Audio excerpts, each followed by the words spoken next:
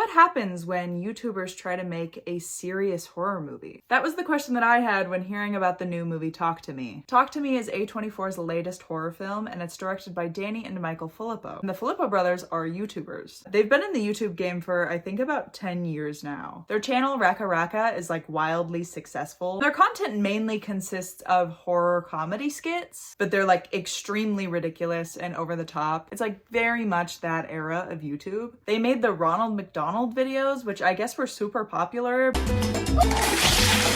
Violent comedy sketch kind of stuff wasn't ever really my thing, so I didn't know about any of this until now. And just looking through their video catalog, not even watching the videos, I didn't have a lot of hope for this movie. And this is no disrespect to them. Like, I understand how this works. This is YouTube. If you want to like be really successful, you have to make your videos super clickbaity or else nobody's gonna watch them. But it's still, honestly, was a little bit off-putting. These people are definitely not the first YouTubers to make a movie. There have been a pretty large number of YouTuber movies. I think they kind of stopped doing them in recent years because they realized it like sucks. But like the common denominator in all of these movies is the YouTubers. The movie is usually about them. They're in the movie and they like, I don't know, go on some kind of adventure or something. Get into some shenanigans, you know? So this is much different. This is just two people who happen to be YouTubers who are directing a horror film. Has nothing to do with their lives or their previous works or anything like that. It's just people directing a horror film. And wow, they did an amazing job. There has been a ton of hype for this movie, and I actually was trying to go into this movie not knowing the general consensus of whether it's like good or not or scary or not. I just didn't want to know people's opinions because I was very unsure whether or not this was going to be a good, well thought out, well executed movie. And I didn't really want other people's opinions to like impair my judgment, but I couldn't avoid it.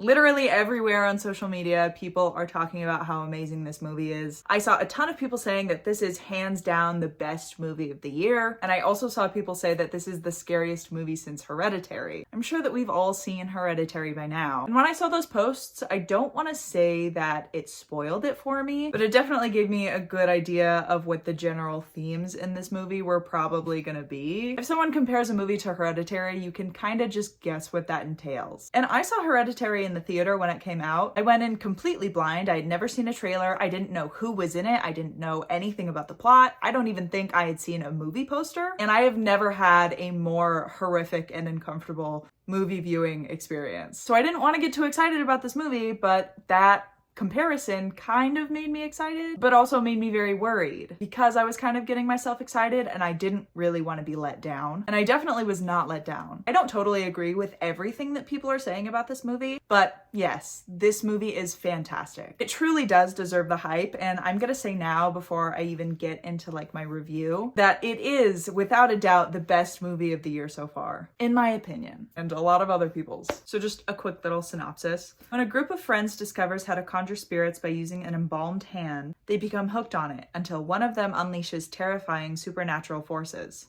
The cinematography was very good, very well shot. Everything looked really nice. The lighting in this movie is really nice. I didn't have any issue with scenes being too dark, which is like a giant problem for me in a lot of horror movies. The way that the camera moves in certain scenes really ties everything together and just makes everything so much more beautiful and effective. The score was good from what I remember. Honestly, I can't remember it that much because there was just so much other stuff going on. Something that I loved about this movie was the portrayal of the teenagers and the accuracy of the social media use. The teens in this movie actually feel like teenagers. The dynamics that they have and the way that they talk to each other is so teenager, so much more realistic than so many other movies. Like, you can tell just from watching the movie that the directors are young people. Like, I had such a big problem with Boogeyman, the teenagers.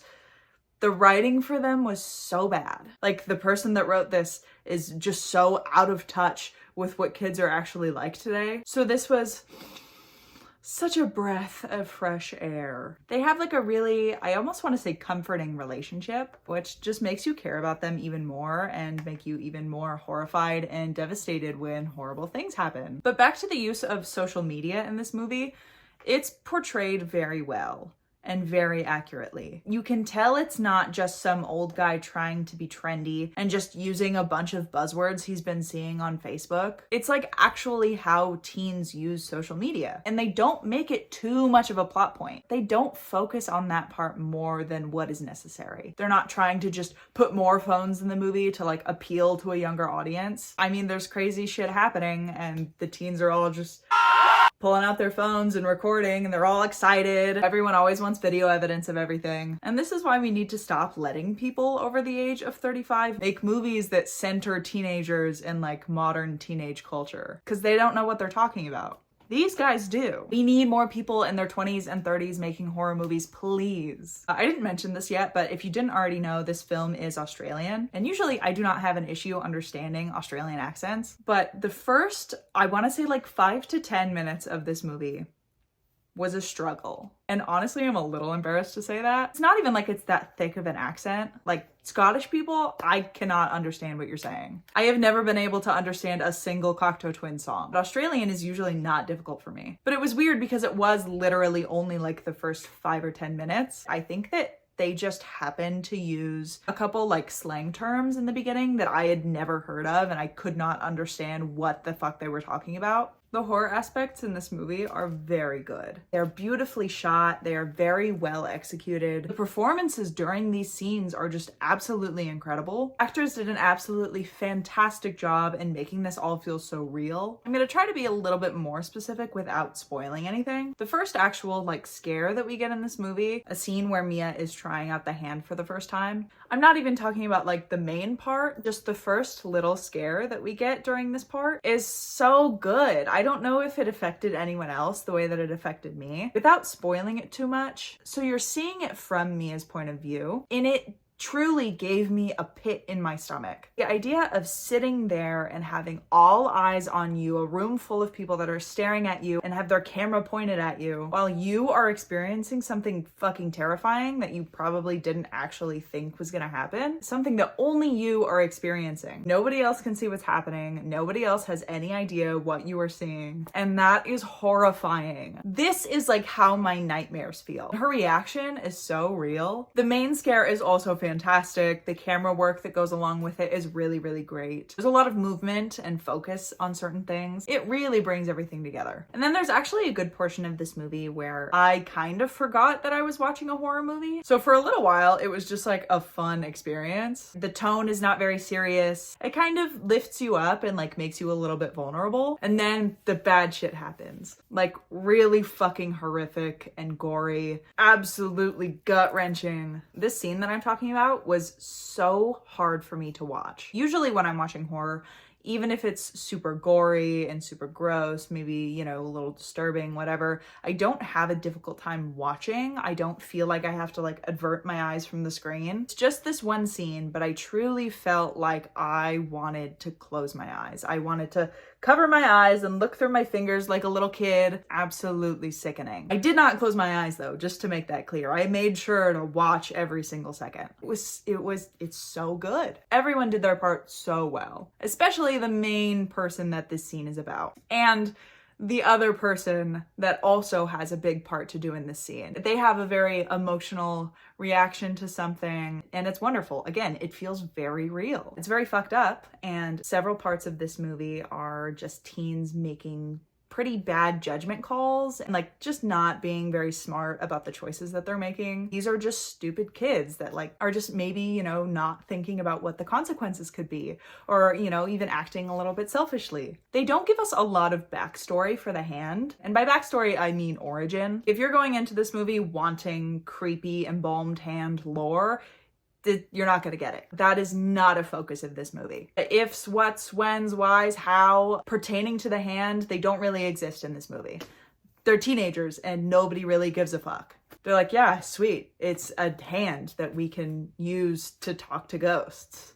That's freaking sick. That's all I need to know. There is a really good scene where something scary is happening, but it's also like really funny. And it's not really funny in tone, but specifically the thing that is happening is inherently kind of funny. And it's not like it was an accident. The filmmakers obviously knew that this is a very comedic thing. And honestly, it might have taken me out of the horror just a little bit, but I actually really liked it. I thought it was really good.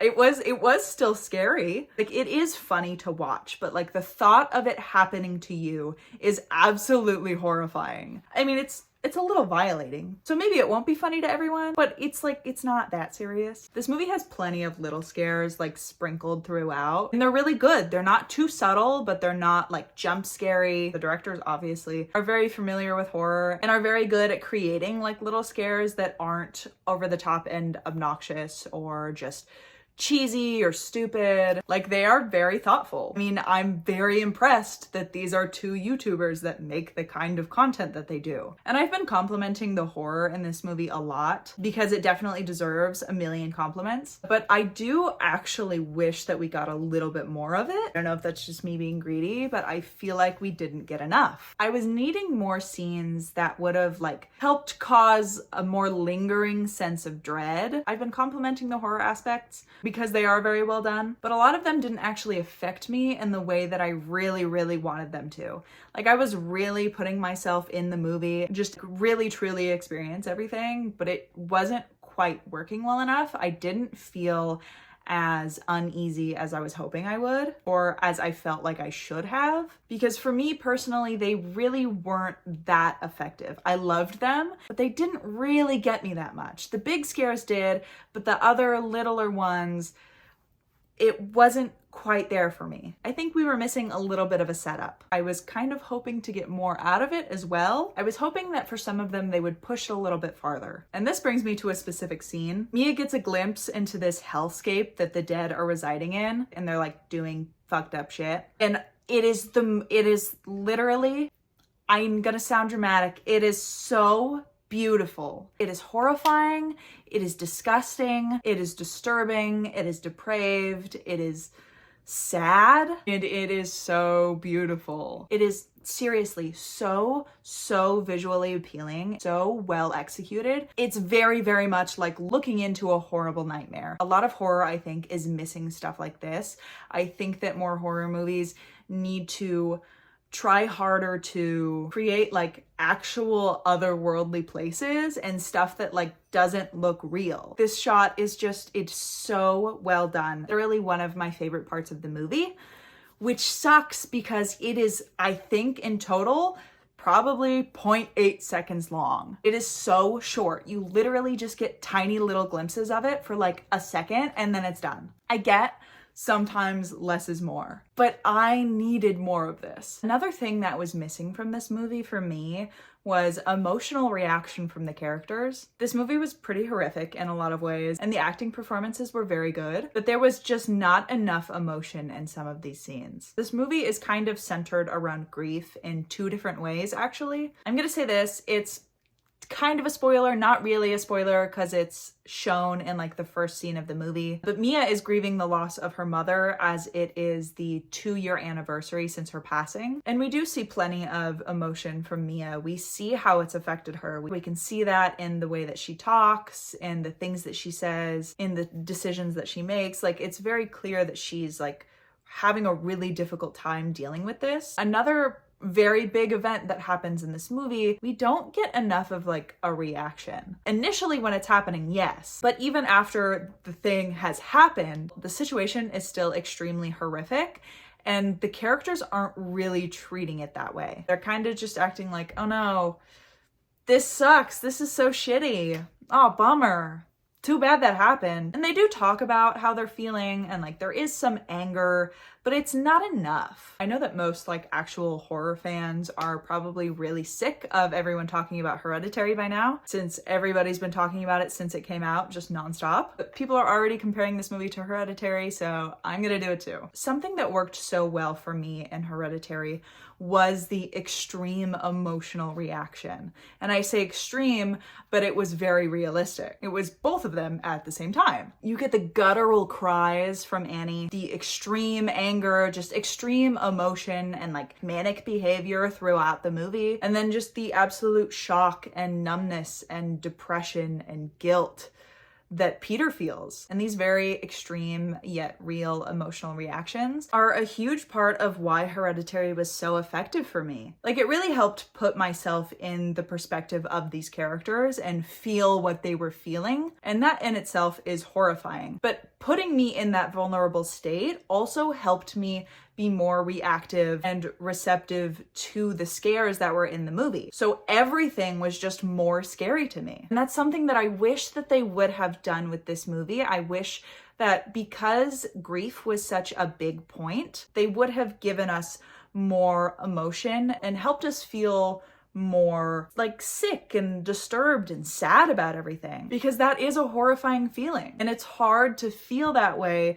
when you're not even really seeing that from the characters that are actually being affected by it. So yeah, that was a little issue that I had. I don't know if that really matters to anybody else. I think that I'm just like a really emotionally empathetic person, not in like a, oh, I'm an empath kind of way, but like seeing other people like really cry and break down makes me sick. I feel like a lot of the scares would have been much more effective for me had I been feeling more of the character's grief. The ending was fine. It was clear that it was very thoughtful and it was pretty clever. And I did overall like the way that it ended. But the ending, I don't know, it left a little to be desired for me. I felt like they could have done a little bit more. I felt like they could have explored that a teeny bit more, made it a little more dreadful. And I also just wasn't ready for the movie to be over yet. I felt like it was a little too abrupt. And like, obviously for, you know, like 20 minutes before this, you know that the movie's about to end, but I wasn't ready for it to be over. I feel like we needed to explore some things a little bit more. And just the couple criticisms that I had, if those things had been done, I think I would have been satisfied. I think it, you know,